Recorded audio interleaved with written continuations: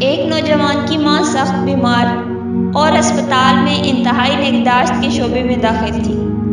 ڈاکٹروں نے یہاں تک کہہ دیا کہ برخوردار، زندگی موت تو اللہ کے ہاتھ میں ہے، مگر ہم اب مایوس ہو چکے ہیں۔ تم کسی بھی لمحہ کوئی بھی خبر سننے کے لیے ذہنی طور پر تیار رہنا۔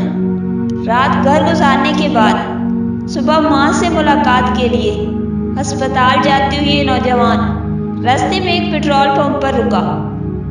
پیٹرول بھروانے کے لیے اپنی باری کا انتظار کرتے ہوئے اس کی نظر سروس شاپ کی دیوار کے پاس پڑی۔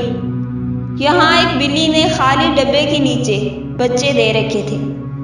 نوزائیدہ بچے بہت چھوٹے تھے، جو ابھی چلنے پھرنے کے قابل نہیں تھے۔ نوجوان کے ذہن میں جو پہلی بات آئی وہ یہ تھی کہ اتنے نازک اور چھوٹے بچے کھانا کہاں سے اور کیسے کھائیں گے۔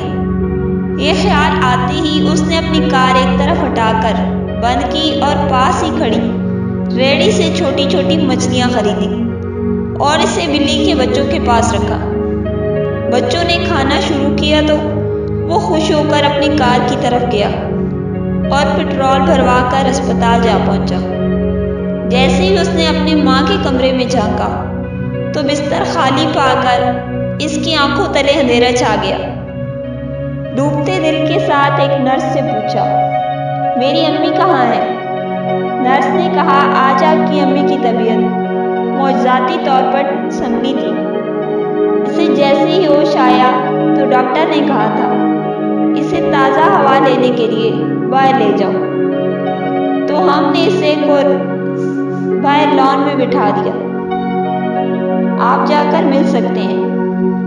نوجوان بھاگتا ہوا ماں کے پاس پہنچا، اسے سلام کیا، حال احوال پوچھا تو اس کی ماں نے کہا، بیٹا، آج صبح میں نے خواب دیکھا کہ ایک بلی اور اس کے چھوٹے چھوٹے بچے آسمان کی طرف ہاتھ اٹھائے میرے لیے دعا کر رہے ہیں۔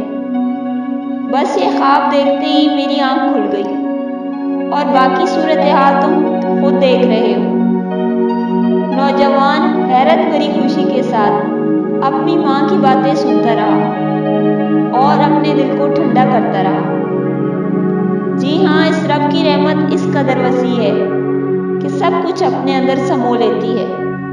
ایسے تو ہمیں نہیں سکھایا گیا کہ اپنے مریضوں کا صدقہ سے علاج کرو۔